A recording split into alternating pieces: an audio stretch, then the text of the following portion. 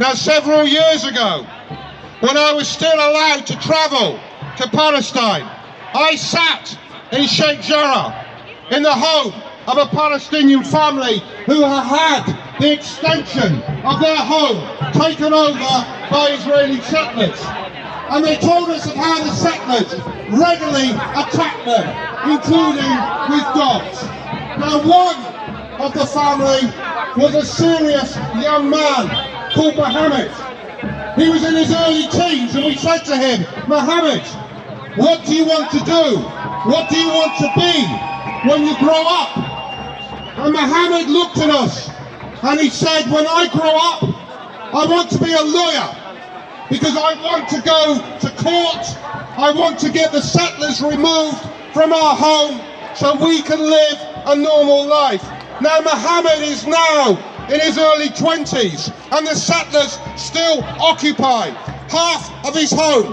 And he knows now, as he surely knew then, that he does not exist in a society where he has equality under the law. He is a Palestinian living under a system of apartheid where the courts exist to enforce that system of apartheid. So Mohammed did not grow up to be a lawyer. He grew up to be a political activist. You all know him. His name is Mohammed El-Kurd. And this week, Mohammed was again amongst those protesting and resisting as Israeli forces came like thieves in the middle of the night, stormed the house of the Salih family, beat up their 9-year-old daughter and reduced that family home to rubble.